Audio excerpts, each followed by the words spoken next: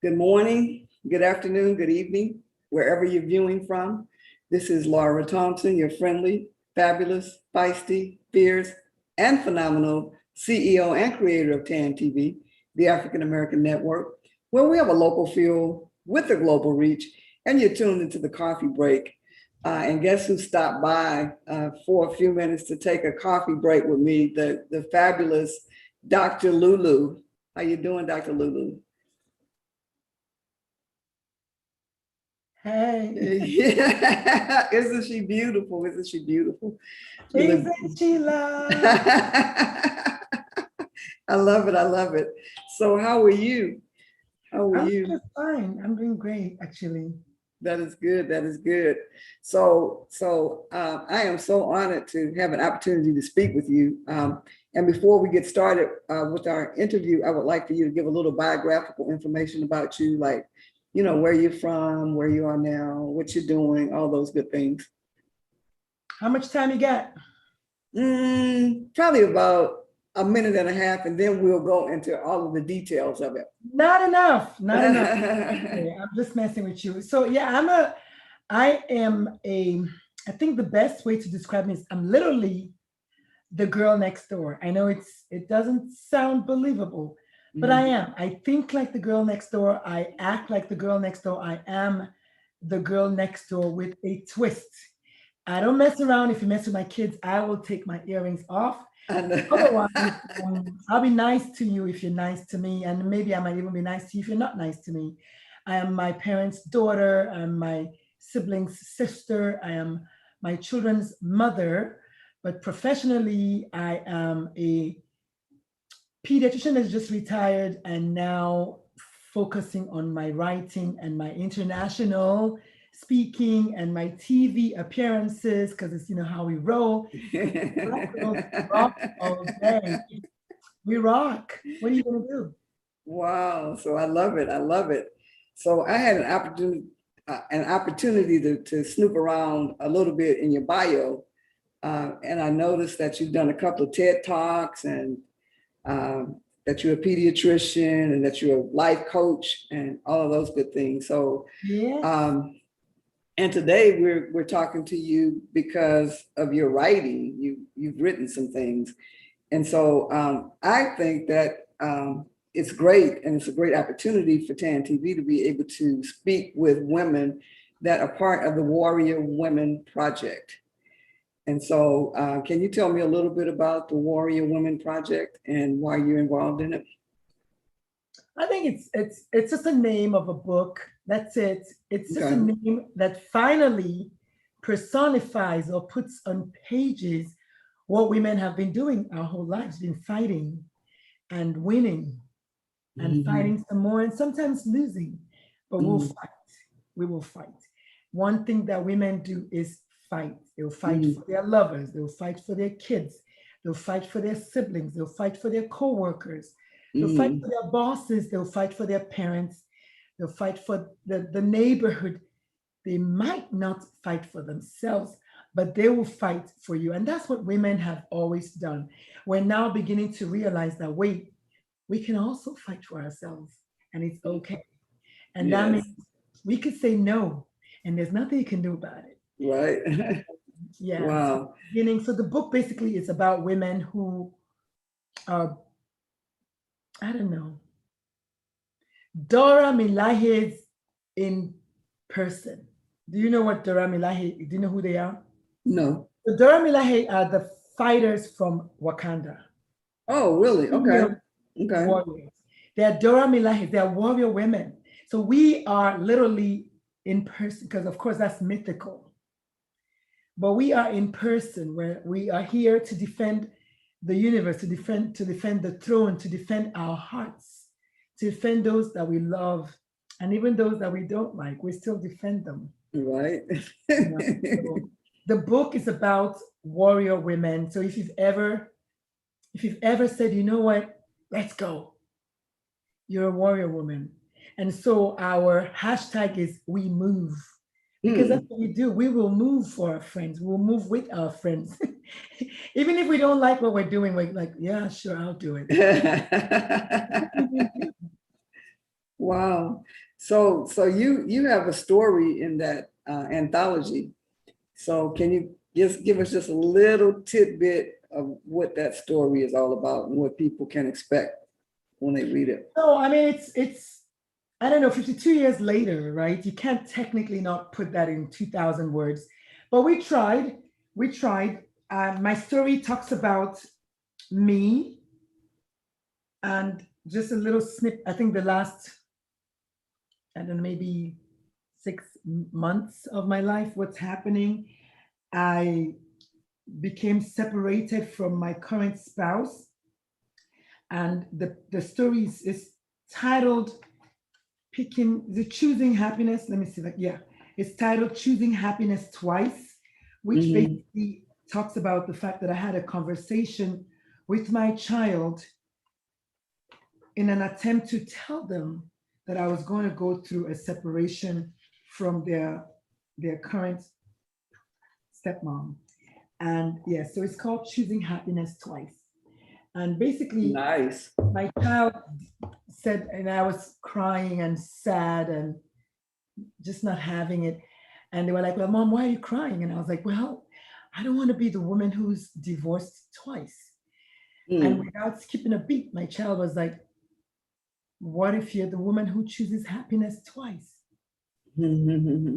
And I was like, you're right. Wow.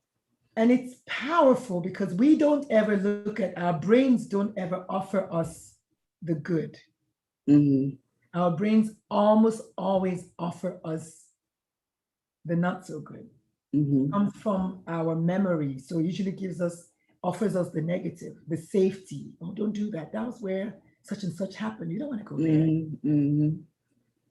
So I didn't think about that. I was just thinking, oh, I don't want to be divorced twice. Wow. How old were they when they told you that? Yeah, say that again.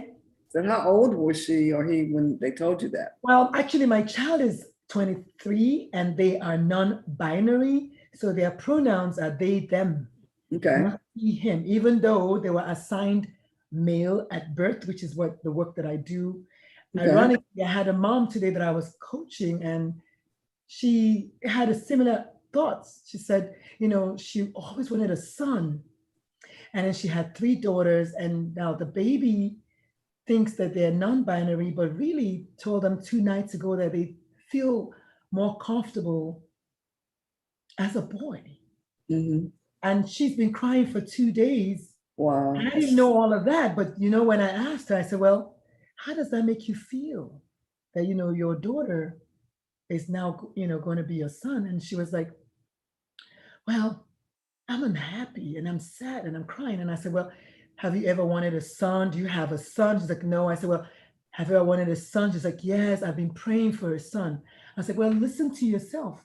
I've been praying for a son, and now the universe offered Mhm. you a son, and you're like, I'm crying and I'm sad." And she was like, "You know what? I never thought about it that way." Mm.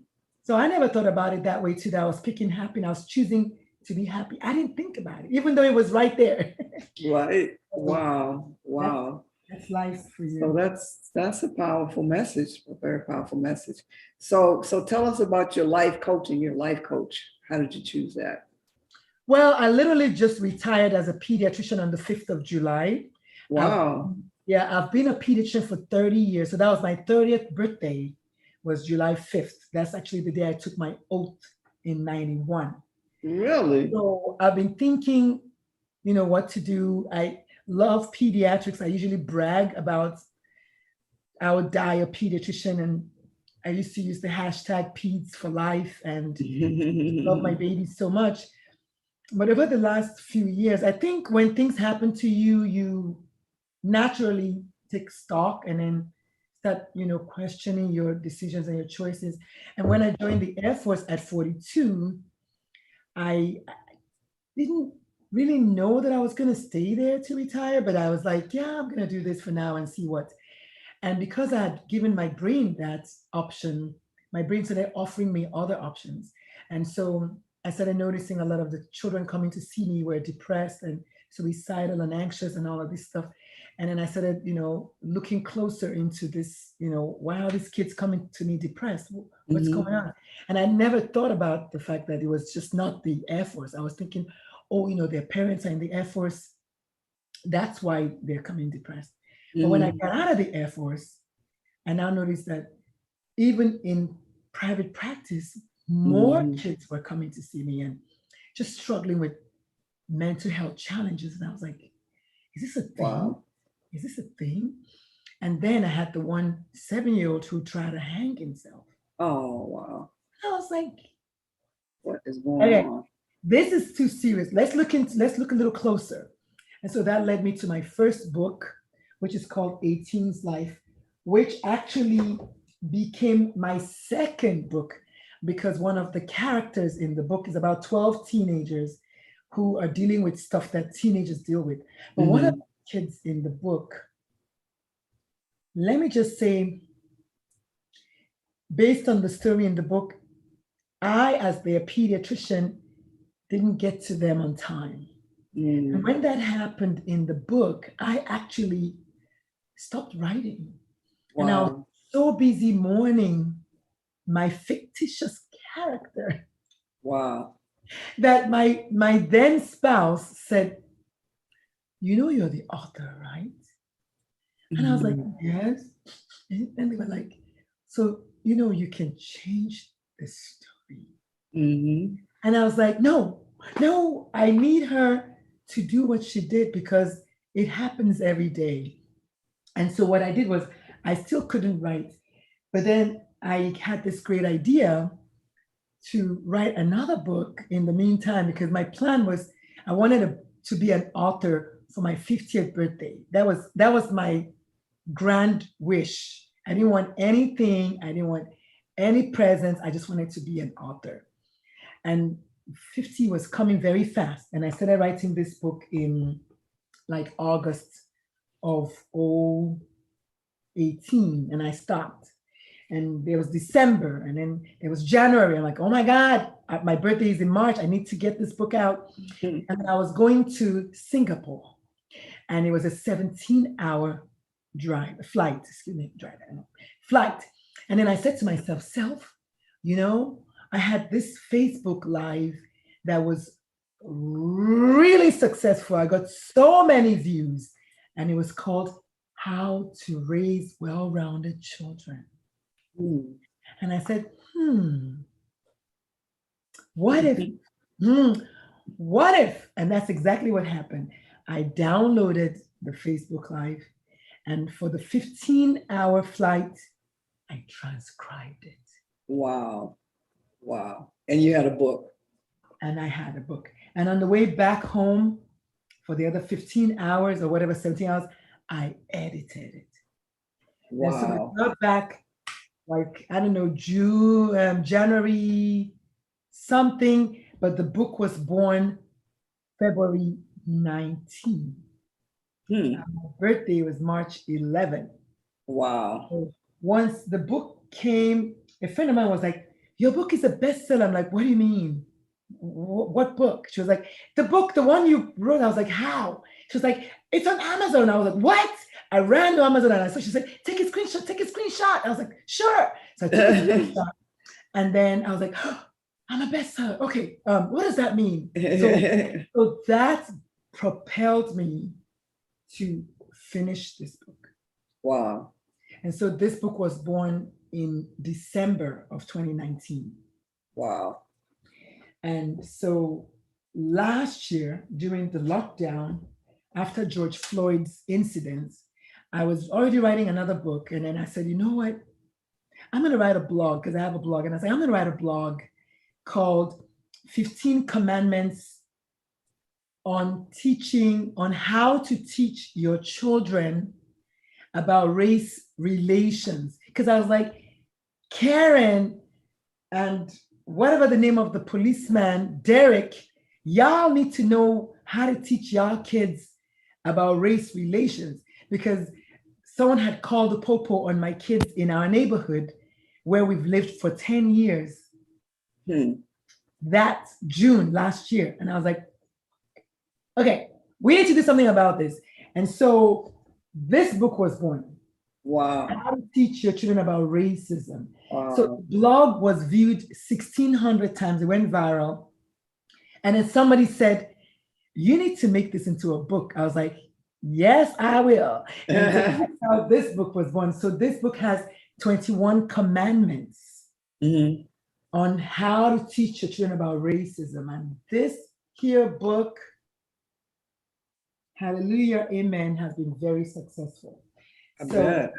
yeah, and so basically that's how I wrote 3 books in a year and a half. And then Mhm. the baby of the lot, which is this one, was Very nice. conceived. Yeah, was conceived in October of last year. And Wow. then the girls got together on the last day of December last year. And I Mhm. promised them a 90-day turnaround. Well, I didn't get 90 days.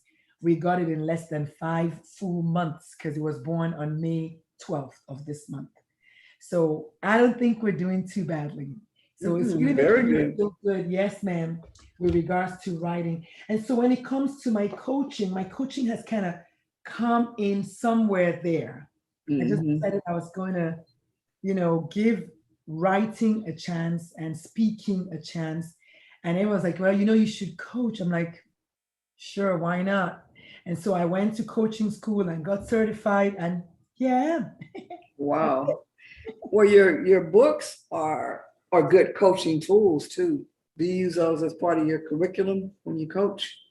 actually, no, not really. I had a practice that I launched during the lockdown, Mhm. before the lockdown, my bad, before the lockdown, and it was for youth, suicidal youth, and I part of the practice was you'd get a copy of this one because this one talks about youth depression, suicide, whatever things that teenagers go through. So this book was part of that practice.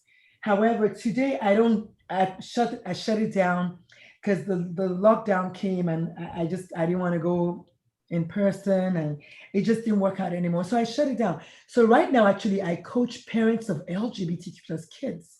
And Wow. and so while because That's I a am good market. Yes. yes, ma'am, I am a parent of an LGBTQ plus child. And what they say about coaching, you're always best poised to coach someone that you are or that you were. And so Hmm. it's an easy sell for me. I don't have to read any books. However, it's a good thing that you asked because I've got 2 books in the works, one for Hmm. parents and one for kids. And we'll see Wow. which one gets born first. Wow. So the book that became a Amazon bestseller, did you put that on Amazon or did they pick it up themselves? All my books, all 4 books have been bestsellers, all 4 of them. I mean, Wow. I think people do think that a bestseller is like maybe something weird out there. The truth is, for me, because all of my books were individual, besides the last one, which is an anthology, but still Hmm. they're bestsellers. I mean, there's a strategy like everything else. You don't just build it and they will come. Hmm. Is you build it and tell people about it, and then they'll. Right. But if you build it and then just think you're not going to tell anyone, unless Oprah, who I sent one copy of all 4 books 2 weeks ago, unless Oprah picks your book, which we know she has the magic touch, you have to tell people that you're writing a book. There's a whole process to it, and Hmm. then they will come. They'll come. So who was the brainchild for the Warrior Women Project? Who? Well, I've always wanted to write a book about about immigrants. Look, Okay. That's her. That's her. same hairstyle. So that's how recent the book is. Actually, this year I'm literally gonna have this hairstyle the whole of 2021. I'm protesting. I'm protesting a very private. I'm making a very private protest. But Okay. also, my sister thinks it's such a fly, dope hairstyle, I and like it. I love my sister very much. So I'm gonna listen to her. But so I've always wanted to write a book about about immigrant women. I'm a quintessential immigrant woman. I'm Okay. Nigerian. Like I said on KSAT, on SA Live on Friday, I said, I am Nigerian. I talk like a Nigerian. I think like a Nigerian. My brain is Nigerian.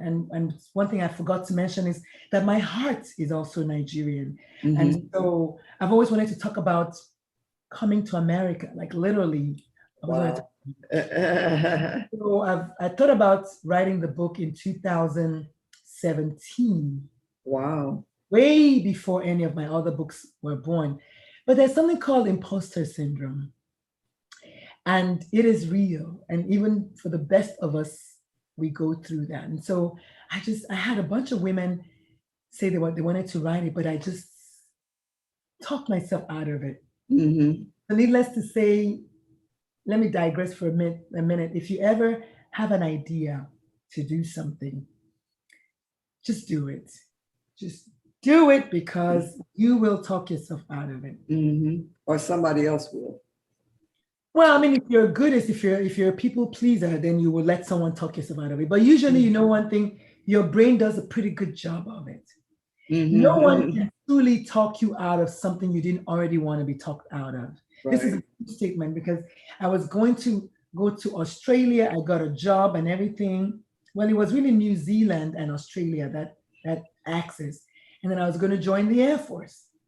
And then my mom was like, well, New Zealand, Australia, we don't want you going there, are we going to be able to come visit you? And it was an easy sell. Oh, sure. Yeah, you're right. But if I had really wanted to go to Australia, You would have gone. I would have told her, no, it's beautiful, it's beaches, it's exotic, right? I didn't. Mm-hmm. And so your brain will already offer you that which you want to do based on experience. And I've never written a book before. And I've always thought writing a book is this big thing. It is a big thing, but it's surmountable. Mm-hmm. And however, I left the email in my inbox. And then last October, when the kids were home during the lockdown, I gave each one a job to do. And my eldest job was to go through all of my emails. I have 23,000 emails. Wow. And they were supposed to go and delete what needs to be deleted and clean it out and and then just ask me if something looks kind of weird, just ask me before you delete it. And this one came up, they were like, Mom, I see this email here, it looks kind of important. I was like, what? They were like, something about wilderness women.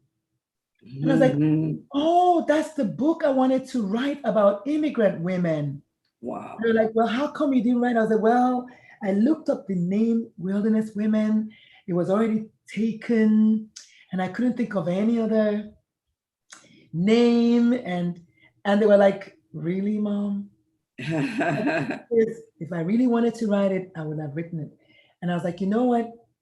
I'm going to write it. I'm going to make that my lockdown legacy.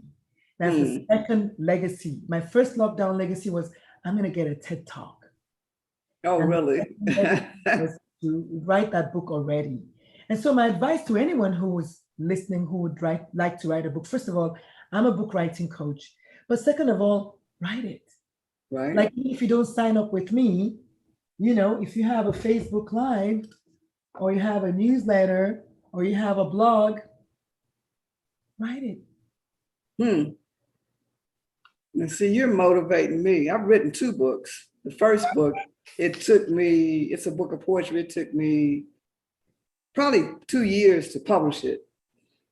People will say, these are good, you're missing your calling. And I said, oh, I just wrote it for me. And then one day I decided to publish it.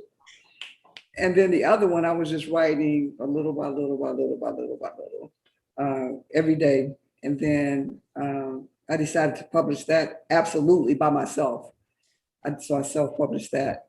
But I have some other stuff that I want to write. So you're inspiring me to just go ahead and get it done. Yes, just do it. I mean, literally Nike already gave you the green light. Just do it. But even as I say these words to you, the book that I was writing before this one, I stopped writing it because of my excuse was the lockdown. And Oh, because this. it was due to be published in August of 2020. Mm-hmm. And it is called What If Your Child is a Bully? Because again, I work with suicidal youth who Mm-hmm. enough of them are usually bullied. So I wanted parents to ask themselves that question. Well, what if my child is a bully? Mm-hmm. And so the book is called What If Your Child is a Bully? But then there was the lockdown and there was no school. So I'm almost done and I stopped and I wrote this one instead because I was like, wait, this racism thing, we need to talk about it real quick. Mm-hmm. So the book is still there. Thankfully, school is going to start again in August. So I might actually leave everything else I'm doing and finish that one first. I don't know. I just have so many things going on in my brain. So once I quiet, Gotta get them out. Yeah. yeah. Wow. So this is awesome. So you are tuned into the Coffee Break on TAN TV, the African American Network, where we have a local feel with the global reach, and we're here with the phenomenal Dr. Lulu. She is a multi-purposed, multi-talented woman. She's a writer, she's an author, she's a publisher, she's a life coach. She's a retired pediatrician. And tell us a little bit about your TED Talk. She's done some TED Talks. So how did that come about? Yes. So so what happened was it was March of last year. And I was sitting on the couch back there and the kids were home, everybody was home. And I just had a moment where everything was just perfect. My birthday is March 11th. We went on lockdown in San Antonio on March 13th. Wow. And everything was just really good. My eldest just came home just before they shut down everything from Stanford because they went to Stanford. And so everybody was home. And it was like I just had this feeling like if there's ever nirvana, this is it. I'm home, the wife is home, the kids are home, the dog is home, everyone is home. Mm-hmm. And I sat on the couch, I was reading a book, and I said, you know, I need me a lockdown legacy. And it just occurred to me, I said, I need a legacy to come out of this 2020. And then I attended 2 TEDx talks in San Antonio. I was like, you know what? I'm gonna do a TED talk. What's gonna be my lockdown legacy? Besides the fact that I launched my book writing coaching business, I launched my speaking coaching business, I launched this, da, da, da, da. But I was like, I'm gonna get me a TED talk. I'm gonna be a TED talk. And expect TED speaker. And when you tell yourself, your universe, your subconscious, your brain, when you tell them what you want with conviction, the law of attraction will literally deliver it. Like here, you've been served. And so I saw myself on a TED stage. And the power of visualization is amazing. When I went to the first TED talk and then I went to the second TED talk, I saw myself on stage. I just saw myself like I knew I was going to be on that stage. It didn't matter. I didn't know the how or the where. And so I used that powerful visualization to apply to 4 TED Talks. And I was like, I'm going to get me 4 TED Talks. And I landed 4 TED Talks. And everyone was like, what? How did you applied? Like this, I didn't get any class. I didn't do anything. I just applied. But not before I believed. So some call it faith. Some call it laws of attraction. I call it both. Why can't it be both? And lo and behold, my very first application was a ka-ching. My second one, my third one, my fourth one. I'm like, you know, the TED Talk guru. Yeah, it turned out that the second one was TEDx Youth Austin was canceled. The third one was TEDx Women Germany canceled. And then the fourth one was TEDx Lusaka, Zambia. It wasn't Wow. canceled, but they wanted me to come in person. I was like, dude, there's a pandemic. What are you talking about? Can we please have it virtual? And they Mhm. were like, no, we don't want to do it virtual. And do you know what? They They did ended, it they ended up virtual. doing it virtual. Mhm. After I was like, no, I'm not going to Lusaka for nobody. Right. But the other one was TEDx A-Leaf, which is in the Houston metro. I remember. I'm familiar with A-Leaf. Yeah. And so I went to that one, and it's about childhood trauma. Ironically, the TED people had an issue with the fact that I was talking more about the fact that childhood trauma is the number one reason that kids kill themselves, and Hmm. depression Hmm. as an entity, because something caused the child to feel like they are so lonely on this earth and abandoned. And of course, they get a depressive crisis. I mean, come on, yeah. But my idea was spreading, because the thing about TEDx is you have to have an idea worth spreading. Hmm. Everyone already knows that you get depressed, so depressed that you want to kill yourself. But why? I came from a different angle. I said, wait, you get traumatized and the trauma is not healed. Hmm. And then you feel like everything is closing in on you. And then you jump. And I said that because I survived suicidal ideation. I actually was actively suicidal. And it didn't matter that the doctor kept increasing the dose of the antidepressant. Hmm. It didn't matter that the doctor changed the class of antidepressants twice. I got worse. You know why? Because I filed for divorce and then I was ostracized by my ex husband's family. And wait a minute, I joined the Air Force, I became a commander and didn't know what the heck I was doing to me. But to the outside world, I was excelling. And then I had to file bankruptcy because my beautiful ex husband didn't do what they had to do with taxes for 5 years. And I was owing $329,000. Hmm. And then in 2008, when the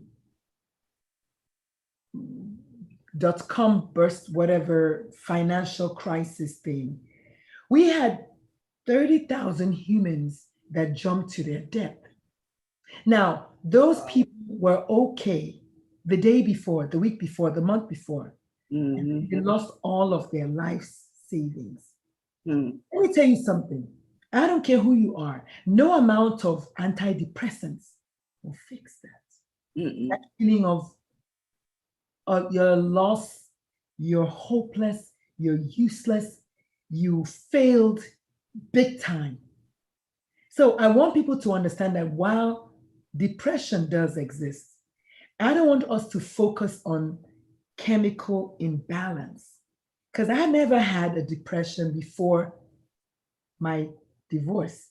I never Hmm. had a depression before. On top of it came a bankruptcy, back to back to back to back, all in the space of 6 months. It Hmm. was a bit much for me. That's a lot. And I did get help. I want people to know that I did get orthodox help, which is go to the doctor and get a prescription. I did that. Hmm. But the side effect of the medication is suicidal ideation. Hmm. And I was already suicidal. And it took one person to say to me, no, you're worth it. You're a beautiful soul that bad things just happen to you. Hmm. But you're not bad. Fundamentally, you're a good person. You might have made bad choices. You might have, miscalculated and missed this and missed that. But you are a good doctor. You're a Hmm. good mother. You're a good child. You're a good human. So, can we focus on, again, the good? Because your brain will offer you nothing but the bad. Mm-hmm. So it took a lot of coaching and reorganizing the way I saw things and the way I saw myself, and a lot of self love, a huge amount of that. As I got myself, me, off of the medicine so I could think. So I wasn't so clouded. My brain wasn't so clouded. That's what worked for me. And I can only speak for myself and a bunch of my patients. I happen to be in the LGBTQ plus space who are dealing with bullying from their friends, ostracization from their parents, hatred from the society, homophobia. Oh, wait, there are Black ones, racism. I want to tell you that that's a bit much for one child. And so when children jump to their deaths, I want people to not think it's something as simple as just depression, just give them some more medication. Right. Because if it was that, if it was just that, we wouldn't have a rising suicide rate and a rising antidepressant prescription rate. Both of them are going up.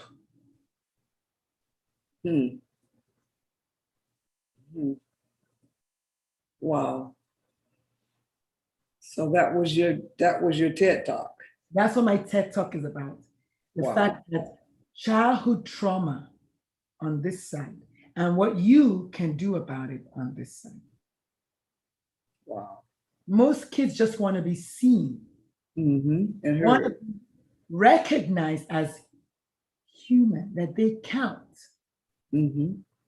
Most of us want to be seen. Yeah. Heck, I want to be seen. I want to be freaking dated. Kids want to be validated. I want to be affirmed that you're okay. I'm Nigerian. In the Nigerian custom or culture, you shut a kid up before they even say a word. Shut up. Go to your room. Who asked you? Wow. What are you saying? But you know what? It's not only Nigeria. The African Americans, they brought that with them. The Hispanics, they toss a chancla at you. Children do have a say. And if you don't let them speak, some children will recline. And for me, my whole life, I was told, you talk too much. You talk too much. Imagine if I had listened. Today, I get paid thousands of dollars, thousands to speak. And so when you see a child with a gift, I use the example of my child all the time. When he turned 16 in October, he said, I want to build a computer for my birthday. And I was like, is that? How are you going to build a computer? But he knows. He had seen his own classmate do the same thing. I hadn't. Thank goodness I didn't listen to me and he didn't listen to me. And we both listened to him. And I was like, you know what? I want to see this. And then he called his friend. And right before my eyes, there's a beautiful computer in his room that he built from scratch. We use only 10% of our brains, everybody. And so that means there's 90% of information that we don't know. And we need to lean into the fact that it's a possibility that we don't know everything. It's a truth that we don't know everything. I didn't make it up. There's no way for us to know everything. It wasn't meant for us to know everything. Some people think they do, and that's why they don't want to hear anybody else's opinion. They don't want to know anything else. This is the way I see it, or this is the way it ought to be. Really? Right. How excited is that? I know Tom Joyner used to say that if I say this is how it is, then this is how, whatever, I forget how he says it. Tom Joyner used to say that. But it's not. It's just one person's opinion. So I am super excited about your book. And so before we go, and I've enjoyed our coffee break. And Do you thank live you in so San, do you much. live in San Antonio, ma'am? Yes, I do. Well, I'm going to have to invite you to our book launch. Are you able to come to the live book launch on the 15th? On On the the 25th? 25th, Yes. I plan to. Yes. Well, if you come, I'm going to give you an autographed copy Wow. as my gift to you. If you haven't gotten a copy, if you've gotten a copy, then I'm going to autograph it. If you haven't gotten a copy, that's going to be my gift to you. Okay. I haven't gotten a copy yet. Good. So then don't get a copy. Oh, Everybody else wow. will get a copy. So go get a copy. So tell them how they can get a copy. Well, it's in I like to say every bookstore where great books are sold. And if you live in San Antonio, we have it at the Bandera Barnes and Nobles. We have it at the Rim Barnes and Nobles. We just found out yesterday that it's at the Rim. Is it at the Rim? I don't know where, but the Barnes and Nobles. I think it's at the Rim. Wow. At Lacantera Mall. At Lacantera. Yeah, Lacantera. Yeah, at the Lacantera Mall. But so we have it there. We have it on barnesandnobles.com. It was actually a bestseller on barnesandnobles.com. I think we sold out like in 4 hours, and it was like we got a bestseller. Wow, it's huge. Mm-hmm. And then it's also, of course, is on Amazon. But if you want one with a wet signature, which is what I like to call it, my wet, I made that up, my wet, which means it's got my wet ink on it, then just holler at your girl. My website is lulu.com. I also have a website for my book, all my books, called drlulubooks.com. So drlulubooks.com. You can get all my books there. But yeah, if you want a copy with a fresh signature on it, just send me a DM or send me an email or something. My email is coach@dr-lulu.com. coach@dr-lulu.com. Wow. And I'll make it happen. So she's all over the place, so you don't have an excuse not to get the book, not to get the book. No, but if you want to follow me, do follow me on Instagram and TikTok. I'm trying to build those two up. So my Instagram is at ask the whole word doctor, the entire word doctor, lulu.com. And that's also my Facebook business page. But my TikTok, which is my baby, is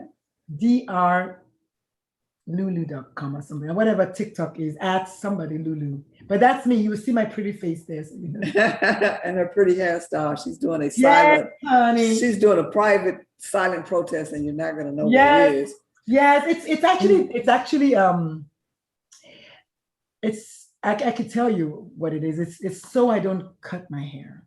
Because most people, when they go through a major life trauma, one of the things that we do as women is cut our hair. And so I'm leaving it so that by the time December rolls around, it will be much longer, and then I won't need to cut it. They're sister locks.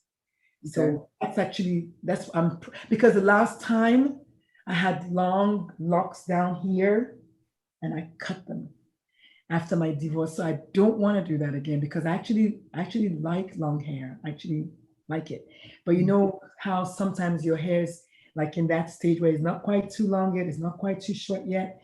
And so I'm trying to wait for her to grow long enough so I can do some crazy stuff with it. It's relatively long. It looks like it, yeah. Yeah, I mean, it's not, this is my hair, and this is my braid. Wow, same size. Yeah, so no, it's not quite. The braid is a lot longer, but my hair is not doing too badly. I mean, I'm going to have to say that. So I just keep it tucked in, and my sister likes it. So I love my sister, my baby sister. So anything she says, because she's like, your hair is so nice. I was like, okay. I know my baby sister coaches me too with stuff. Yes, so.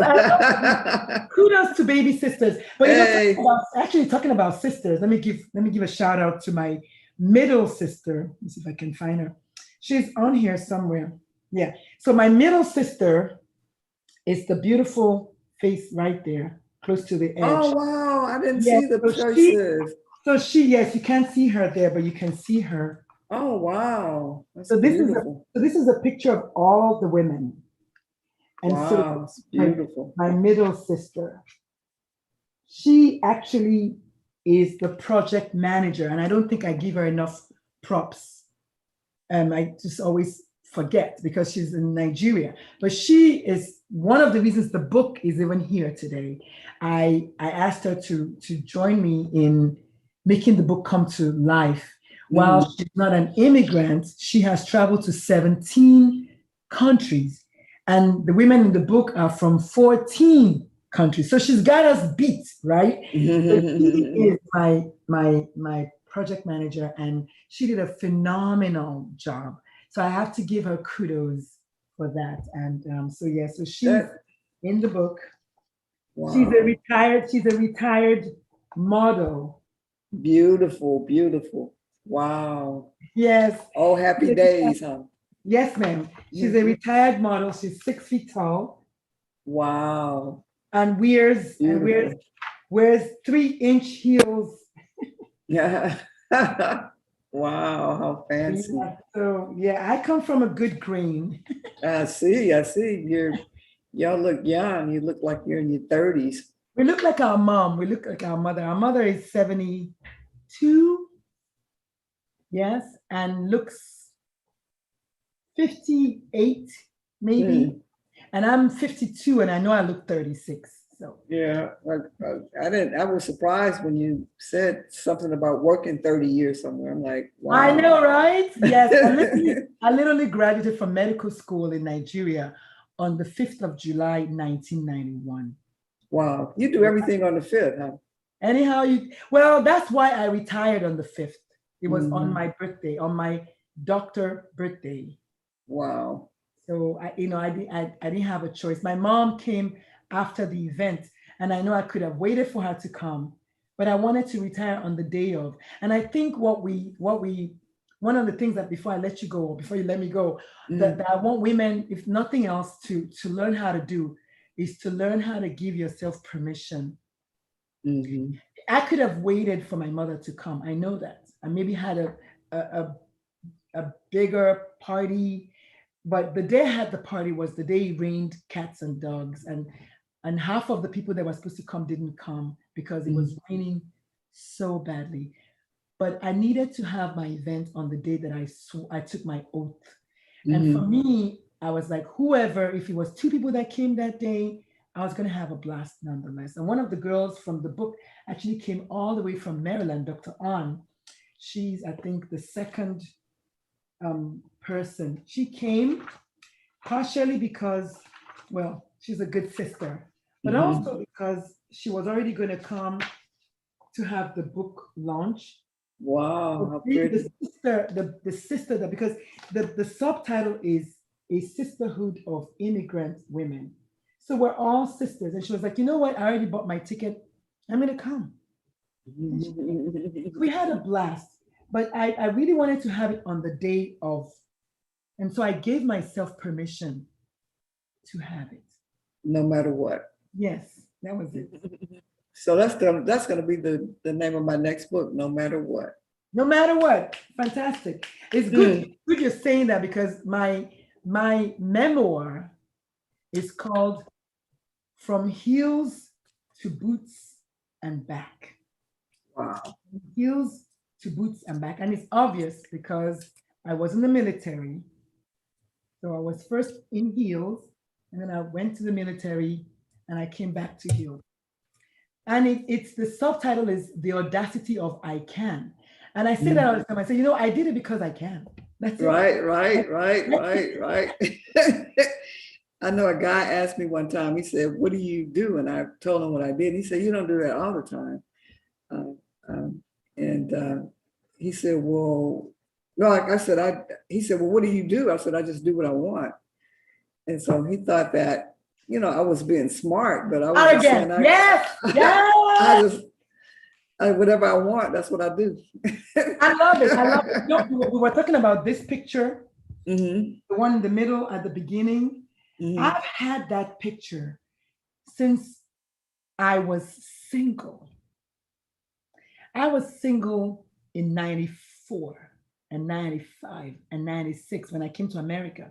And I Mm. got married in 98, I think. Yeah. Somebody scoops you up real quick, huh? And I've had it. I've had it. Wow. Had it that long. And it's a conversation starter. It's a dare to put a naked woman starter conversation. But look at what she signifies. She signifies Mother Africa. And she's got Mm. two crazy girls, just like, you know what, work it, girl. So I put those women behind me because they're like my own personal Dora Milahi. They're like, you know what, girl, go for it, do it. And this is my study. My study is in my bedroom. Go for it. Give yourself permission. So, women, if you're listening to me, I want you to give yourself permission. We're the ones that hold the earth. We're the ones that are the rulers of the earth. We're the ones that make or break the earth. So we should never take any kind of prisoners. Just go for it. I'm glad you said that. You told the guy, I do whatever I want. People were like, wait, why are you retiring at 52? And then one Nigerian doctor said, you're retiring from medicine? And he goes, well, I'll have you know that there'll never be any better job than that of being a doctor. And I said, that's words coming out of a person with a small, what I call, I don't know if if your show is rated PG No, it's or not, not. but I call it, I said, that's what comes out the mouth of someone who has tiny dick syndrome. I said, because you can't allow yourself to see bigger. Mhm. Like I can make $350,000 working as a physician, but I can make $350 million working for myself. The things that make you go, Exactly. And within a month of my retiring, I was on Gail King's show. That's a nationally syndicated freaking show. And he's still here in his office seeing patients. While there's nothing wrong with that, right? would it be okay with me saying to myself, I want to retire? And you probably work, you probably work less. Of Or course, yes. Because and as an entrepreneur, you know the work is never done. Mhm. But people don't see you when you put in all the work. They don't see you when you do that. They see They you in front only of the see you when, camera. yes, they only see you when, oh, you have your own TV show and you do what you like. Like, is that even a job? I can just hear his brain. Show them your bank account, your Yeah. bank statement. Yeah. Right. Yeah. So I love you so much. I'd like us to have dinner someday. Okay. You live in San Antonio. I say, why not? We need to empower each other before they put us on another lockdown, as you know. I know, right, right. We got to rush out to We need to do it. So when we get offline, we need to fix our lunch date or dinner date or whatever already, and Okay. we'll go with it. Yeah. Oh, all right. Well, thank you so much for joining me for my coffee break, Dr. Lulu. You have been tuned into TAN TV, the African American Network, where we have a local feel with the global reach. And I've been here with the phenomenal, and she reminds me of me, the mindset of Laura Thompson. Just do it, like Nike said. Just do whatever you want, and just be you.